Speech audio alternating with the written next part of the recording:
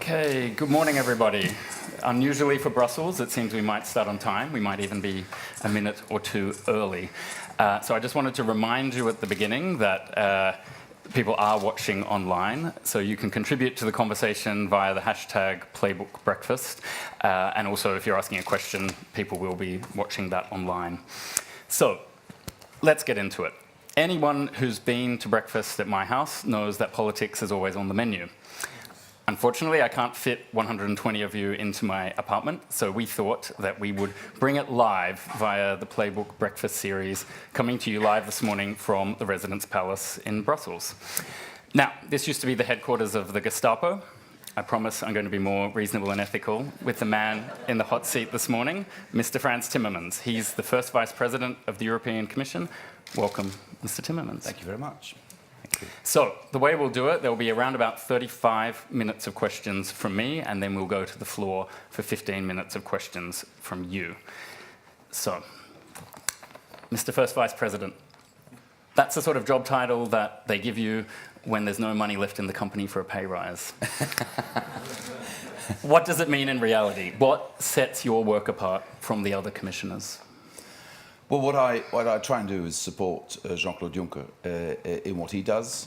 What I also try and do is to coordinate the work of other vice presidents and the commissioners. But essentially, what we need to do is to reorganize the way the Commission works. And that's a cultural change, and that's a big change. It's not going to be easy. Many people in the Commission know we need to change, but they've known that for a long time. But they've been disappointed in the past, so they're sitting on the fence. But other people, an increasing number of people, are very enthusiastic about the way we have changed the Commission so far. So I'll try and support everyone who understands that it cannot be business as usual. Mm-hmm. And is it just about the way the Commission works internally, or is part of the value of the Vice Presidents the work you do with other institutions and external stakeholders? Absolutely. I think it is important that we... I think that's probably my phone. I'll make sure I put it elsewhere. The added value is that it helps us communicate better to the outside world. It helps us to be a point of contact for member states, for the European Parliament, for the different committees in the European Parliament. So I think by and large it helps us to be better internally and also externally. Mm-hmm. And you know, I think for anyone who's followed your career, you probably haven't made it a secret that you'd like a European career as you have now. Now that you're actually here, what's different about it? What feels different now that you're the one making the decisions rather than lobbying in at the monthly council meetings? Well, many things are different. I once already worked in the Commission for Hans van der Broek, the then Dutch commissioner. I worked in what was then called DG1A in the mid-90s. And the Commission's changed. The Commission's changed, I think, because the circumstances have changed. The integration has deepened since then, mainly with the Economic Monetary Union and the consequences of the crisis. The enlargement has changed the Commission to a great extent. It's a much bigger place in terms of spectrum, I would say, which is a good thing. But also on the negative side, the Commission is a bit battered and bruised. Are we still the ones providing what we need to provide? Will the member states allow us to do that? Oh my goodness, the European Parliament is so powerful. So I think part of my job is to rekindle this sense of responsibility, but also pride in what we do, because we have excellent people. Mm-hmm. Now, speaking of battered and bruised, we have to get to the elephant in the room, yes, which is Greece. The Commission must be feeling a little bit battered and bruised at the moment, but I think one of the things that the Commission can sometimes struggle with, and I've been on the other side, so I sympathise, is how to connect at a human level. And if you look at, or if you think about people who are in Greece today, there must be a lot of fear, sense of lack of control, no predictability anymore in the situation. So what would you say to any Greeks who are watching online? Or actually, are there any Greeks in the room at the moment? Yes. Okay. So what would you say to the Greeks who are here in the room about what needs to happen next? Well, first of all, if you had followed Jean-Claude Juncker's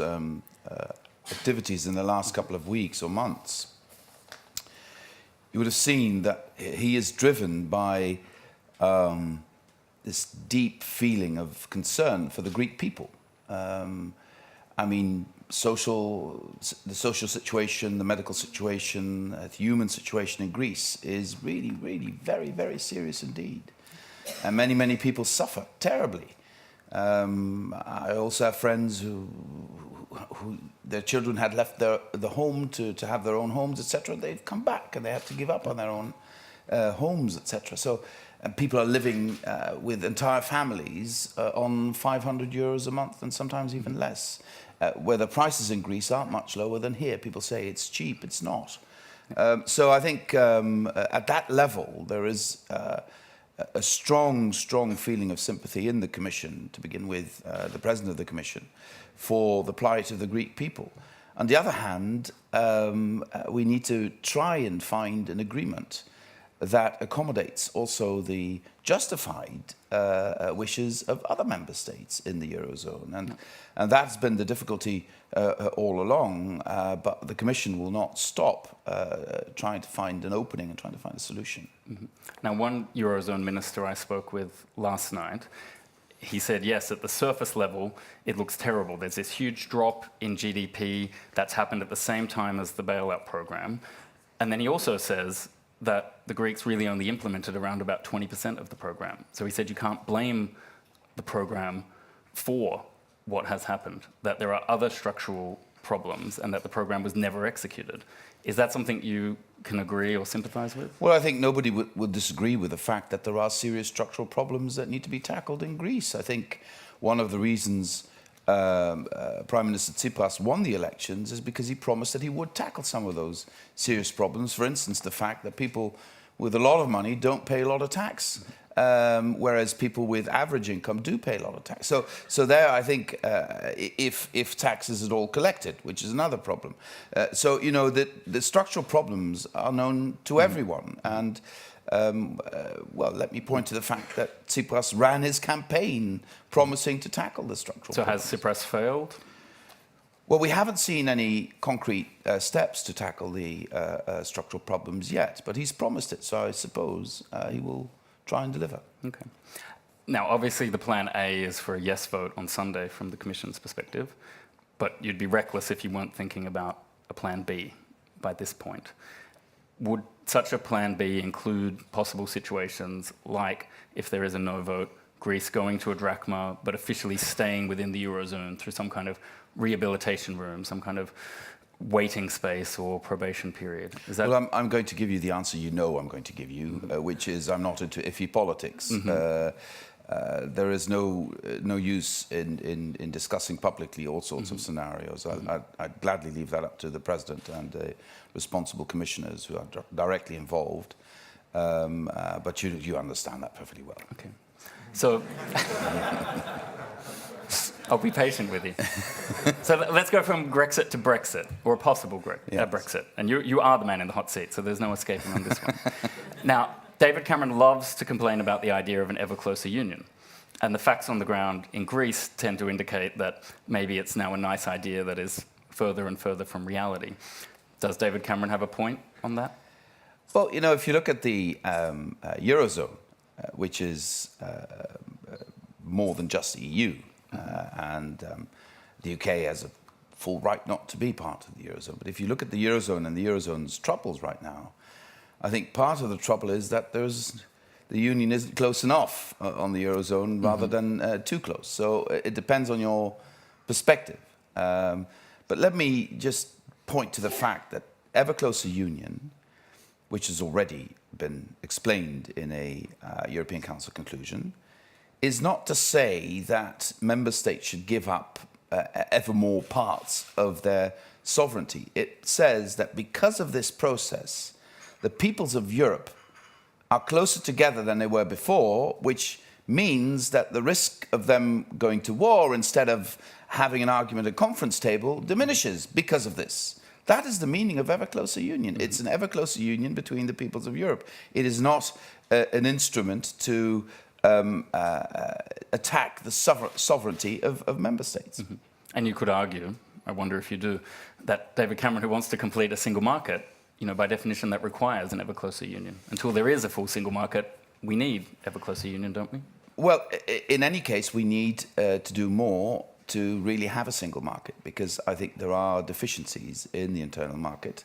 I think David Cameron is absolutely right, spot on, when he says that we need to do a lot of work in that. So capital markets union, other areas like services, but simply also countering what I would call a tendency of neo-protectionism, which is, well, let's take care of our own businesses first, which is a self-defeating approach, and the Commission should be strict in ensuring the rules of the internal market.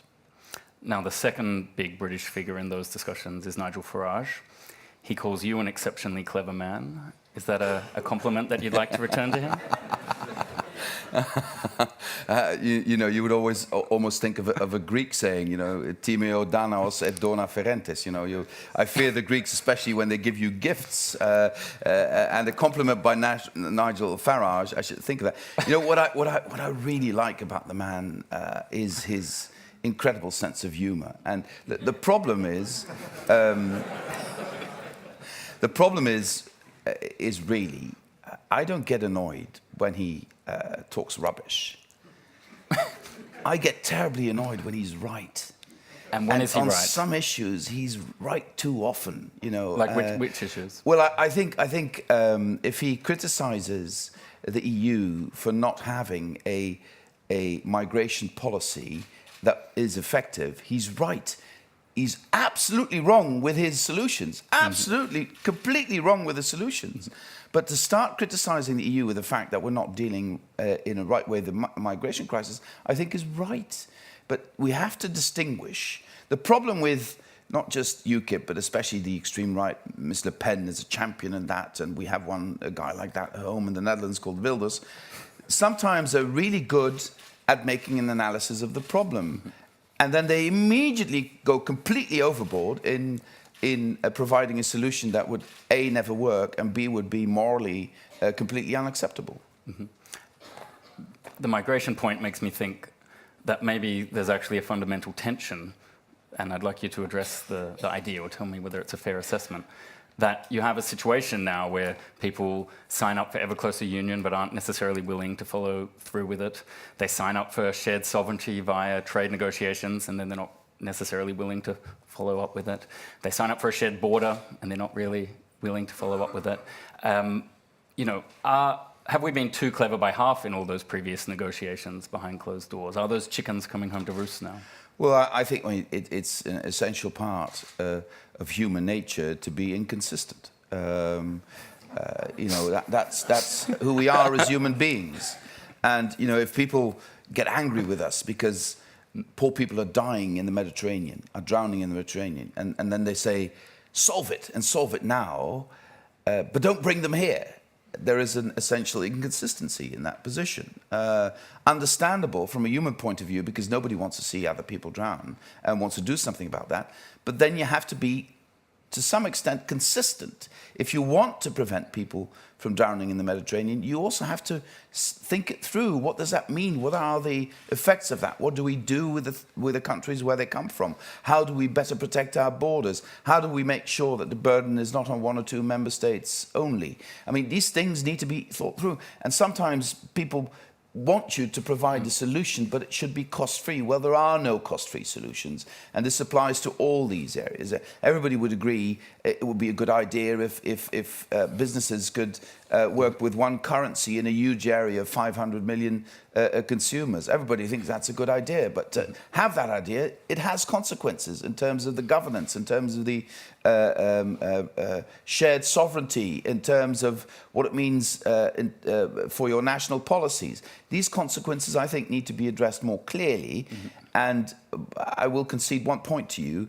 We've, in the past, very often not been very clear about the consequences because we thought in the past, well, it's good, and people understand it's good for them, so we'll go along with it. But people are having second thoughts all across the European Union. Mm-hmm. Now, on the question of cost-free solutions, it brings in one of the questions that we had on Twitter yesterday on better regulation. And it's the suspicion or the question of better regulation for who. And I think what that questioner was trying to say is that in any political equation, there's always winners and and losers. And as you say, there's always costs. So who or what are you prepared to drop in order to get to that end goal of better regulation? Who is the inevitable loser in that process? Good question. Wow. I've never looked at it that way. Who's going to lose out? It doesn't have to be one individual. I think bureaucrats will lose out to some extent. Okay. Popular answer. He's a good politician. I also think some lobbyists will lose out, because if we put all our proposals on the internet, it will not be just the exclusive domain of Brussels lobbyists. Everybody across the world can then see what we're proposing. And if a proposal is on the internet for 12 weeks, then everybody with an interest in the idea or in the proposal will be able to scrutinize it and give us some feedback on it. So I think that would be helpful. Who's not going to lose out is the environment, because that is a fear that is pronounced very often.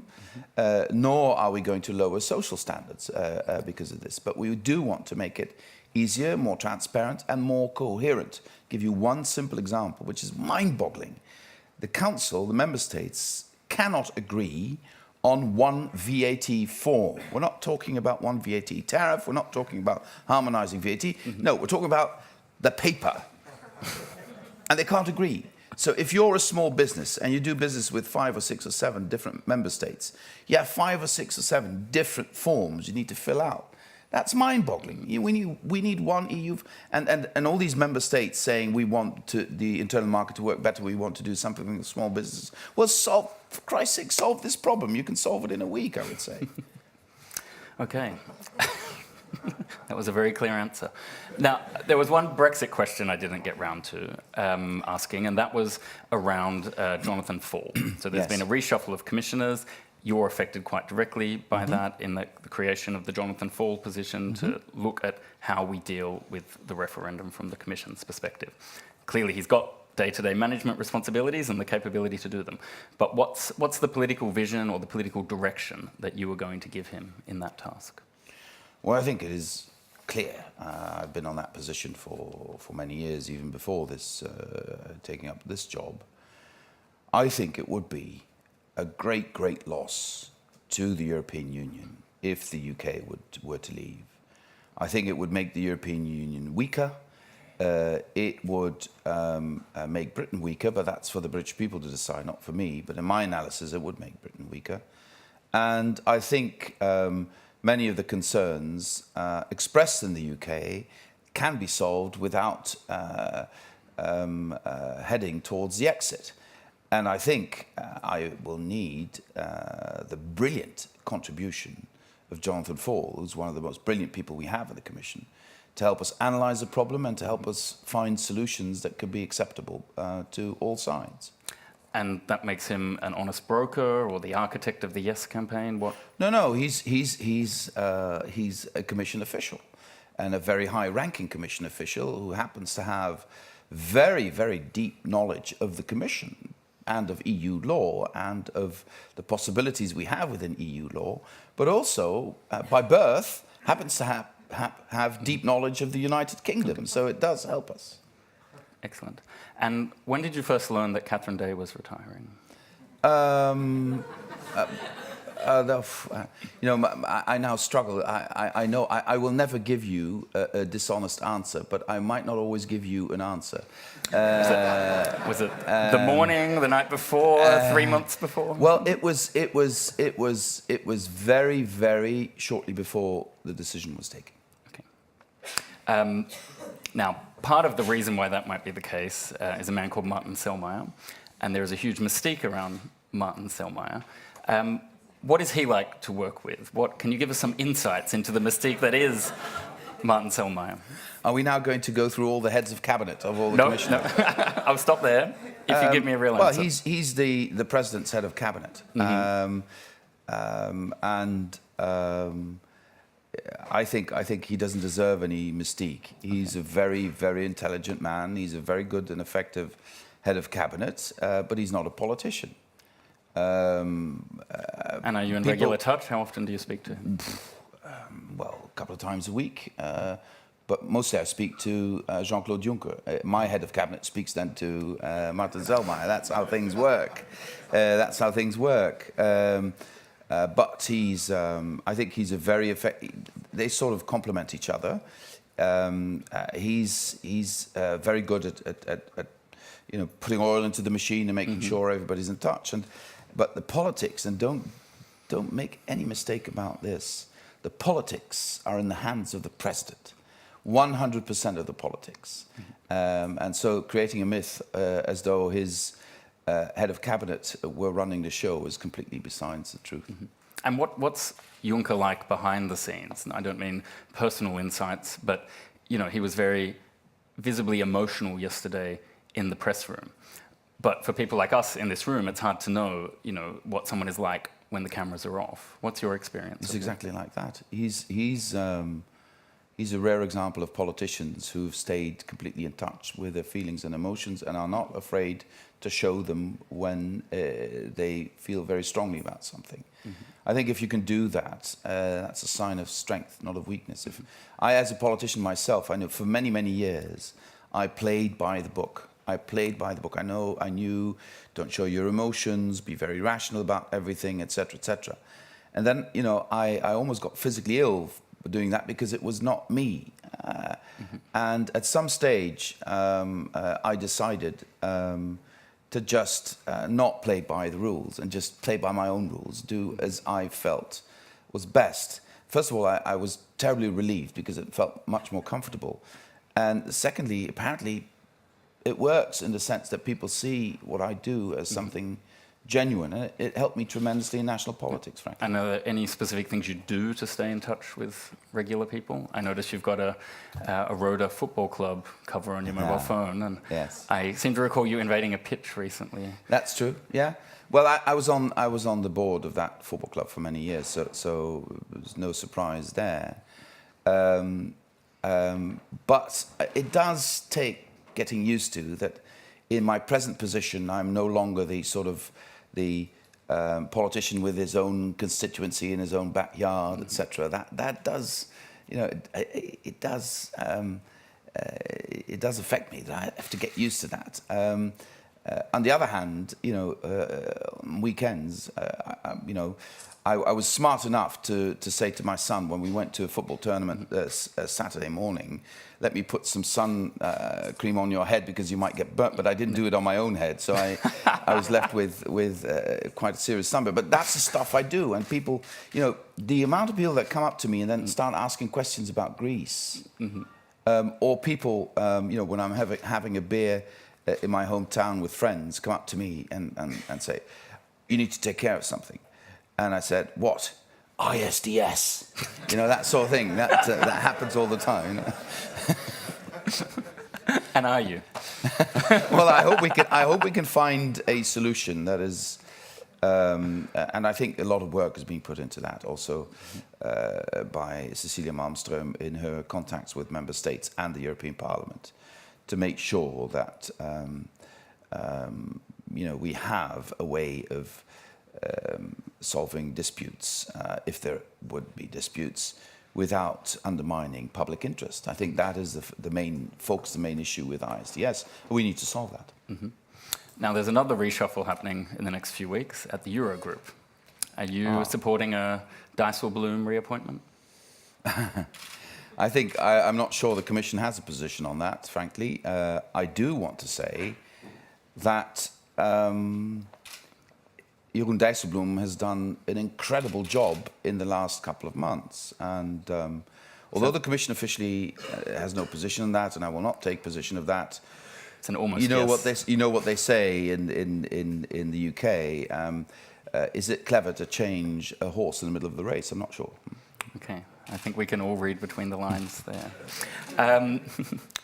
Clinton or Bush or someone else in 2016 in the US? Yes, and then they complain about monarchies and dynasties in the European Union.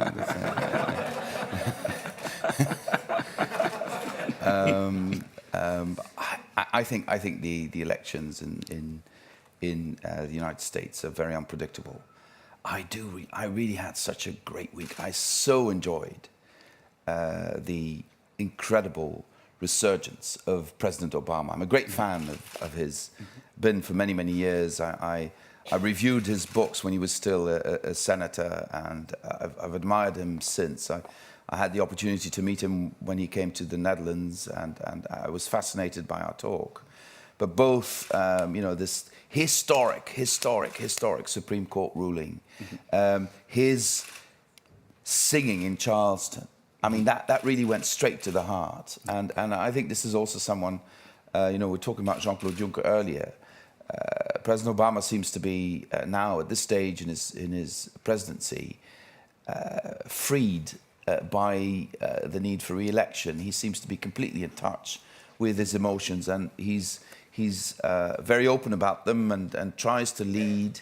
The debate on the Confederate flag, look where that went in a couple of days' time, something that would have been unthinkable a couple of years ago. So I think, change, yes, there is change. Is there racism in the US? Yes, there is. Is there bigotry? Yes, there is. But this president is really making a change. I admire that a lot. Yeah. Let's go straight to your heart. Something you and I share is a passionate commitment to LGBT rights. And I really hate calling them gay rights, because I'm not asking for a special right. I'm just asking for an equal right. Exactly. And you gave a beautiful speech last week at the European Equality Dinner. What, for people who weren't there, what drives that sort of visceral sense of injustice? Like, how did you come to have that opinion, and why are you expressing those views? Well, first of all, if you're perfectly honest, we're all brought up with, especially, I was born in 1961, with a level of prejudice, sometimes bigotry. Even today, even at my football club, if people want to express their emotions about the opponent, they would start screaming "homo, homo" in the Netherlands, which really it hurts me when I hear it. And these people are not homophobic, but it's something you do. Guys do that, and we need to check that behaviour. We need to overcome that. And one of the first things I remember is reading a novel when I was very young, written by Marguerite Yourcenar, which is one of the most beautiful novels, historic novels ever written, Mémoire d'Adrien, where this emperor describes his love, and I didn't get it at first. God, this guy is so much in love. Oh my God, she must be very beautiful. And then I understand that Antinous was a man, a boy actually, and he was deeply, deeply in love with her. His whole life he would remain deeply in love with a man.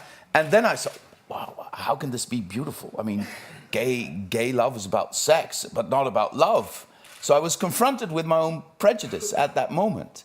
And I've been fighting my own prejudice since then by looking in the mirror whenever there's an issue that came up. And we had some tremendous successes. If you take a picture of the situation today, you can be concerned. There are, Mr. Tsipras is in a coalition with an openly homophobic party in the European Union in one of our governments. We have homophobia in many, many member states. That's the picture. That's bad. That's something we need to do something about. But if you look at the film over the last 20 years, the successes are spectacular. Spectacular. And that is just because people of goodwill say, hey, why can't two gay people be perfect parents? Why not? Why can't two adults who love each other not go to the registry and say, to the registrars and say, we want to get married because we want to take care of each other. We want a long-term commitment. Why would that be a problem to anyone? I mean, this sort of question has, the Irish referendum being the case in point, has led to a real deep societal change in Europe. And that is a source of great optimism. But at the end of the day, it's about human rights. It's about everything that always goes wrong in Europe is when we put certain people in the position of being a scapegoat. Sometimes it's the Jews, then it's the gypsies, then it's the gays. Always we're able to look for scapegoats. So fighting for human rights for minorities is an essential contribution to keeping away Europe from its darkest behaviours. Thank you.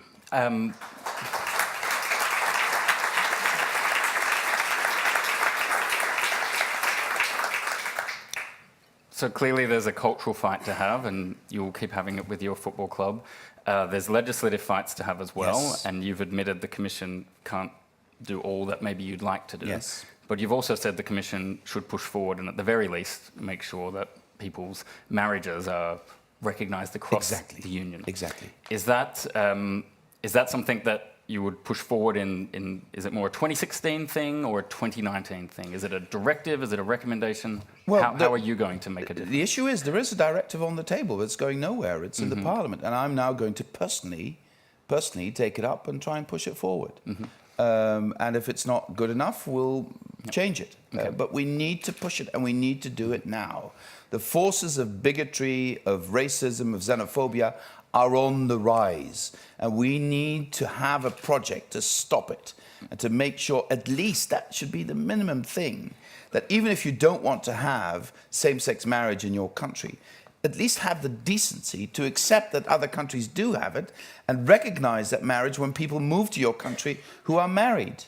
Now, I think one thing that I couldn't agree with you more, but one thing that I think people on the outside or citizens or activists struggle with is who to take action against. So the problem's clearly somewhere in the council, and I'm not asking you to create a list of shame, but is there a point, or can you do it now, where you can tell people who are the 3 ministers in which countries they can flood letters to? That's a good idea. It's early days, I can't say it now, but I'll come back to you with that, because I believe we deserve to do that. But just have a look at those countries in the European Union who are struggling with the issue. And it's not always the obvious countries. Look at the debate going on in Germany today.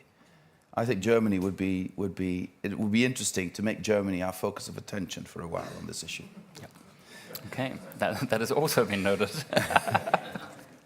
Now, let's get on to a couple of other policy issues, things like circular economy and sharing economy. I'll jump to sharing economy first. Yesterday, we saw 2 very senior executives from Uber arrested in France.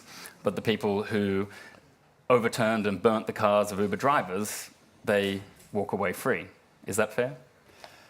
Oh my goodness, I'm not sure what happened with the people who used violence. I don't know, but I do know that an economy where you can use sharing assets would be a good thing. You know, just talk to people who run airlines. If you tell them that you have a car that sits in the garage for about 80% of the time, they'd tell you that's complete nonsense economically and environmentally. So I think if we could move our society towards a situation where you see mobility as what you need, not necessarily to have your own car that is not used by anybody else, but mobility is a service you will need and you need to feel comfortable. If we could move in that direction, that would be a good move. Having said that, you cannot use the sharing economy as an excuse to undermine social rights, to undermine the protection of people in the workplace, to undermine the protection of consumers. Because it's fine to have a sharing economy, but if you're just running a taxi business and then saying it's a sharing economy, but you don't have the costs of providing the right levels of security or providing the right training or protection for your drivers, I'm not sure that's a fair way of competing. So there's 2 sides to this. I think I don't have a clear-cut answer here, but I do like the idea of a sharing economy. I do like the idea of Airbnb if it's really private people exchanging flats. If it becomes a business to undercut all the requirements hotels have to make to provide security for their guests, then something is wrong. So I think we need to look at both sides here. And the circular economy, it's not something I'm super familiar with. Do you want to explain a little bit more what you're doing there? I think all of us should be more familiar with the circular economy, because the issue is, if you talk about the end game in the circular economy, everybody agrees that's a good idea. We need to be there. We need not to waste anymore. We need to go back to the situation where, you know, if something is broken, you repair it instead of buying a new one. All these things we need to do. But essentially, we need to go to what I was talking about earlier, an economy where you provide a service. And a service can also be provided by a car that has been, you know, had an overhaul. To give you a concrete example, Renault are investing in a factory in France where they're taking in old engines and just refurbishing them to put them back into cars. A lot cheaper, no loss of material, and the customer has a car that works perfectly well. That's the sort of thing we will need to be doing. But the end game is not the problem. The problem is going from where we are now to that situation, and that will need governance, government. You cannot do this without government, and that will need government at the European level. So I hope member states will come to the conclusion that supporting some ideas to do this at a European level would be a good idea. Great. We've got two more questions before we move to the Q&A. First one is one of my many sources spotted you at a cafe with the world-famous DJ Armin van Buuren recently. Are you a fan, a friend? Tell us more about that. Well, I'm certainly a fan, but the biggest fan is my oldest daughter. But I organised in 2009 the celebrations surrounding the 400 years of relations between New York and Amsterdam in the Netherlands. New York, in its happiest days, was called New Amsterdam, as you know. So we had this big celebration, and the then Crown Prince and Crown Princess went to New York to celebrate that. And we got Armin van Buuren to give us a great show on Governor's Island, which was something I will never forget. That's when I got to know him. Yeah, he's a fascinating guy. He's very intelligent. He's an extremely good lawyer, by the way. And you know, he wants to talk to me now about intellectual property. So let's see what he has to say. Very interesting. Yeah. Speaking of New Amsterdam, yesterday the EU and China signed a joint declaration on climate change, which I think it went unnoticed in the news, but that's a bit of a diplomatic coup, given that the US wanted the Chinese to make such a declaration when they had their bilateral summit last week, but the EU got the nod. Is China the key to making climate action happen at the end of the year in Paris? I think so. I think so. If you look at how many coal-fired power plants they've built and still building, if you look at the environmental problem they have, if you look at the need to curb that and the understanding in the Chinese authorities that they need to curb that, and if you look at the fact that their political cycle is so much longer than ours, so they can take, it's much easier. Oh, no, they have 5-year plans, we have 7-year budgets. But it's still much easier if you look at it from a national perspective to take decisions in the system that we would never adopt here because it's undemocratic, but it's still easier for transformational economics. But my main point would be a different one, if I may. I think we would be wrong to go into a competition with the United States as far as the relationship with China is concerned. I think it would be much better if we found common ground with the US in TTIP and then jointly make the pivot to Asia. If we make the pivot to Asia individually, Europe and the US, the Chinese will be in a much stronger negotiating position. If we were able to make the pivot to Asia together with the US after a TTIP deal with the US, it would make our position a lot stronger, and the rules would be more based on our values and our way of seeing things rather than having to compromise too much with the Chinese. On that note, let's make a pivot to the audience. Who would like to ask the first question? And it's been me, a man, asking all the questions so far, so I'm going to hand it to any women who want the first slot. So we've got one here, and a third one in the middle there. Thank you, Mr. Timmermans. I'm Diane James. I'm an MEP with Nigel Farage's group. So I heard your comments. Good to see you with here. interest. So one of the promises or commitments that UKIP asked for in terms of Brexit was that we wanted a fair, free and full referendum in the United Kingdom. And we don't seem to be seeing that being delivered. And may I say the accusation and the fault lies with your organisation and also with David Cameron. We don't have PERDA, because we don't know when the referendum will be. We know that we've got EU funding being pumped into every single organisation possible to defend their position. And we also have the accusation that David Cameron's not actually asking for enough. Would you like to comment on that for me, please, and give me your view? Well, perhaps I could ask you a question. As long as you answer. You can if you answer. Is there anything we can humanly do that would change your mind and that UKIP would argue for yes, for staying in the EU? Is there anything we can do? I can't speak on behalf of Nigel Farage. Just like you there's can't. the first of your problems as a party. Nobody knows who speaks for whom. No, I will answer, but I will answer your question as a personal view. My personal red line is the topic that Ryan talked about, immigration control. Now, that is a clear one, and I was interested with your answer that we don't seem to look at other countries across the world. And let's take Australia. They've brought a solution to migration, economic migrants, by turning the boats back and stopping the boats leaving. Yes, Why and aren't we paying doing the that? smugglers. I think that's not really a thing we could follow up on. No, well, I don't know. You could probably find the money for that. Anyway, my question, please. Can I have an answer to my question? Sure. First of all, we're not in Australia. We're not surrounded by thousands of miles of ocean, which is quite a difference, I would argue. But on your question, I've been in referenda before. I know what happens. Instead of answering the question, do you want to stay in or stay out, you start attacking the credibility of those who don't have your views. And that's exactly what you're doing. You're accusing the Commission of being this, you're accusing Cameron of being that. Everybody's disingenuous except for Nigel Farage. Come on. Let's just have a discussion on the issue itself. Is it good for Britain to be in the EU or not? Let's have a discussion about that. You put forward your points. I'm sure the other parties will put forward their points. We will do everything we can to have a negotiation on the issues that are important to the UK government. We'll see if we can come to an agreement.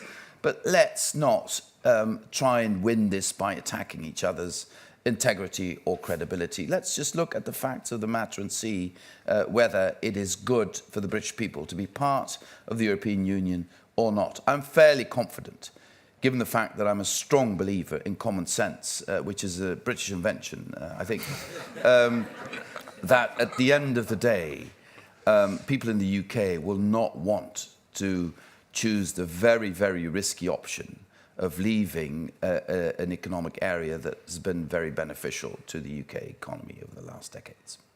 But let's wait and see.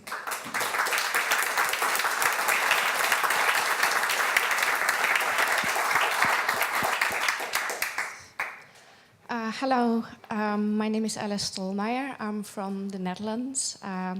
Great country. Yes. I moved to Brussels almost 3 years ago, and actually the first time I saw you as an acting politician, because at the time you were still Minister of Foreign Affairs, was when the airplane MH17 was shut down, and that's almost a year ago. I think this was a big event for the Dutch people. Are you still somehow involved with this and the families that were touched? And could you please comment also on the geopolitical situation with Russia and Ukraine now? Thank you. I always struggle to answer these questions because this is by far the most emotional issue that I've ever had to deal with, and 298 people died. 196 Dutch people died, but 298 people died from many different countries. And on the 17th of July, it's been 1 year. I'm still in touch with some of the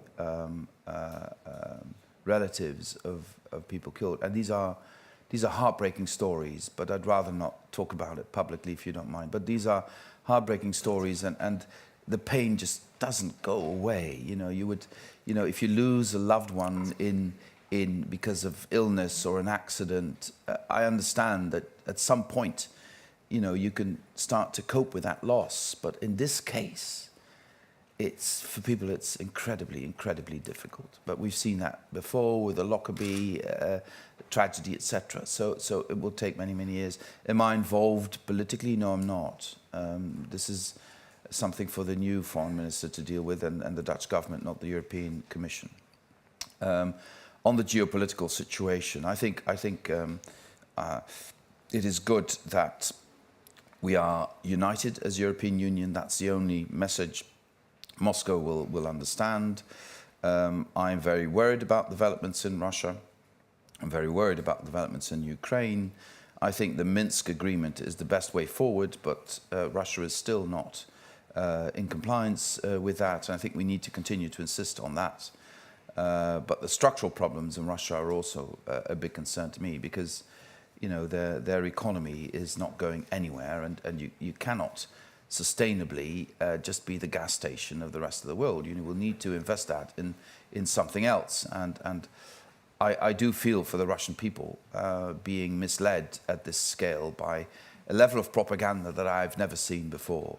I try and follow the Russian news almost daily just to get a feel, and if you see the poison that's being poured into the ears of so many Russians, and even some of my Russian friends start to believe that. They start to believe there's a secret American plan to overtake Russia. They start to believe that Ukraine is run by fascists, all that sort of thing. Incidentally, isn't it ironic that President Putin keeps complaining about fascists in Ukraine, whereas in the rest of Europe he seems to be getting a lot of support from all sorts of fascists in other countries? Huh? Hi, I'm Natalie Sundergaard. I'm a journalist from Denmark, from Zealand EU News. I'm in my late 20s now, and I'm wondering, what is the new narrative for Europe? For my parents, it was the end of the war.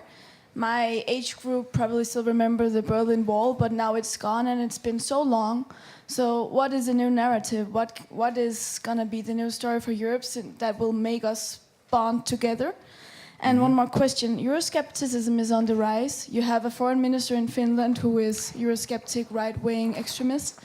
And in Denmark, we had election 2 weeks ago.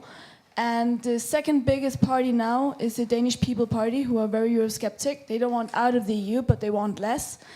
And they are also the biggest, they are the most people in the parliament from the Danes.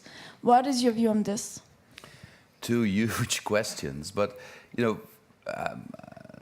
frankly, on your first question, you are going to define the new narrative. You're going to have to find out for your generation, for my oldest kid's generation. My oldest son was born in the year that the wall fell, and I was still, before that, a soldier fighting the Warsaw Pact, and for him that's ancient history. And he's now 26 years of age. It's okay. I'll love to answer your question, but at the end of the day, your generation will have to find your own definition. The difference between your and my generation, by and large, is that you are probably even more idealistic than my generation, but you're far more eclectic in translating that idealism in concrete measures. We would be, if you're idealistic, you would look for an ideology or a political party that best reflects your views. Your generation just gathers best solutions you find without being sort of ideologically prejudiced before doing that. And that's a completely different attitude. But the question then becomes, how do you organize that idealism in structures? That's the weakness of your generation, but you will have to answer that question yourself. For me personally, anything that man makes can be unmade. So the biggest trap for your generation is to start believing that peace is a given, that stability and growth are guaranteed. This is not true. Europeans through the ages have had the incredible capacity of always breaking good things, of going to a good place and then returning to the dark place for whatever reason. And we're in the middle of a very, very big economic crisis. And it takes many Europeans to very dark places indeed. It is for a reason that anti-Semitism is on the rise. It's for a reason that there's an increasing hatred of Muslims. It's for a reason that xenophobic and extremist parties are on the rise. People are afraid. Fear is the biggest factor here in driving politics forward. So combating fear is probably your generation's biggest challenge. Giving people a perspective that is credible is your generation's biggest challenge. And perhaps the biggest challenge of all is to leave no one behind, because I see it with my own kids, the oldest ones. They only meet people like themselves. And that's easy to agree with people who are like you. But it's far more difficult to be in touch and have understanding of people who are different, because they are in a different place socioeconomically, because they're in a different place religiously, different place culturally. And the only way forward for Europe is to have a dialogue between all these differences. That is going to be the incredible task of your generation. And let me just finish on your question about Eurosceptics. People, Eurosceptics are here to stay. Deal with it. The problem will not go away by itself. The problem will not go away by taking the moral high ground. Eurosceptics represent a big chunk of the European electorate, and that's why they are legitimate partners in a dialogue. You don't have to agree with them. I certainly don't agree with them, but don't dismiss them because they have a lot of people backing their position. And the only thing we need to do, I think, if you're not of their view, is to demonstrate that their analysis of the problem might be right, but we haven't seen one solution that could work to solve that problem, and we need to put better solutions on the table. Okay, we've got time for 2 more quick questions. The man already has a microphone at the back there, and then Karen here at the front. Thank you, in the white top. Ryan. Jean-Pierre Kempeneers from Philips. Thanks to you, Ryan, and to Frans Timmermans for this very inspiring breakfast. You have a lot of things on your plate, First Vice President. When and how would you define your term here in the Commission as a success? And secondly, where will you watch the Tour de France this weekend? Thank you. Probably in the Netherlands. That's where it starts, in Utrecht, and then through Zeeland. So it's going to be an exciting couple of days for the Dutch. On your first question, I want people to see, after a couple of years, that the Brussels bubble is able to change. So I know that my most difficult task is to get this cultural change in my own services, but then to convince other institutions and other actors in Brussels to understand that this is the way forward for everyone. That's going to be a tremendous challenge. But probably the most important thing for the outside world for me is to see in 3 or 4 years' time whether what I want to do succeeds, whether SMEs across Europe are going to say after a couple of years, blimey, they actually have changed. We have seen some change. They have thought of our problems. We have seen the cutting of red tape. We have seen more clear decisions from Brussels. That would be my biggest triumph. If SMEs, who traditionally were very supportive for European cooperation, who've become very skeptical about what Europe can do for them, will come back to the table and say, oh, this actually has meaning for us. Finally, they're listening to us. Finally, they're doing something about it. If I could achieve that, I think it would be a great success. Hello, Karen Messin from Burson Marsteller. It's actually a question related to what you said. I mean, I heard the Commission says we want to be big on big things and small on small things. But don't you think actually the small things matter for industry and consumers? And I'm thinking about banning, the plastic bags or the roaming charges or the taxes you're talking about. Well, actually, roaming charges were banned yesterday. It takes two more years. But finally, the European Parliament and Council came to an agreement on the basis of our proposal. So that is done, and that's not a small thing. That to many Europeans who travel across Europe is a big thing. That's an easy answer, and I won't, get away with that. I don't believe all these people who say in the electoral campaign, we need to change, we need to do things differently, and then after the election, criticize me for wanting to change and say, well, things are actually pretty perfect as they are. Don't rock the boat. Let's continue. Let's have an endless amount of proposals. Let's make sure that we have 751 rapporteurs and commission proposals in the European Parliament. That's not the way forward. If you, and it goes back to your initial question, if you say we need to be big on big things and small things, if you really mean that the European Union should be doing things that are necessary, not be doing things because they're nice to do, it has consequences. And indeed, some people will not like the consequences because the proposals will be on a limited number of areas, not about everything. But this is the only way forward. And yes, of course, people will resist that. But let me be very clear. Environmental standards will not be lowered. Social standards will not be lowered. So people who are arguing, oh, this is terrible, terrible. The Greens are great at that. The leader of the Greens of the European Parliament.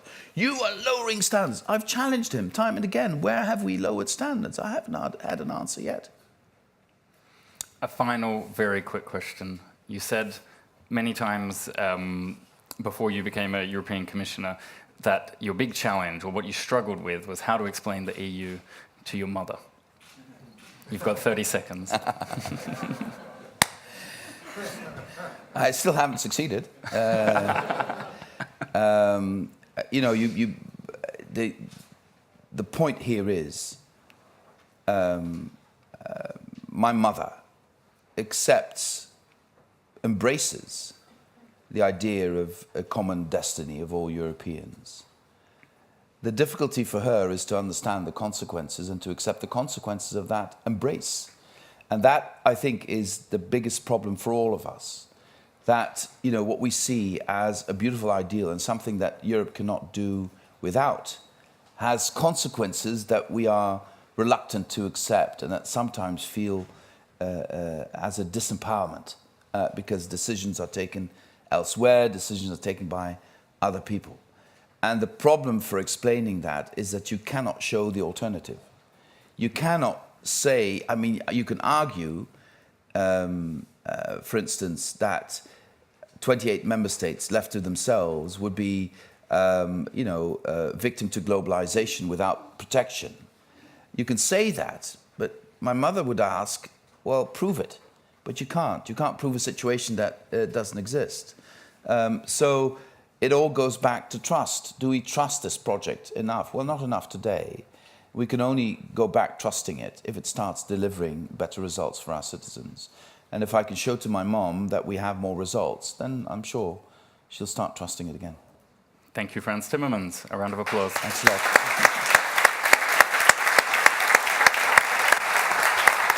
Thanks a lot. Thank you. Thank you. Fantastic. Embajador of Mexico. Encantado. Un gran placer. Gracias. Gracias.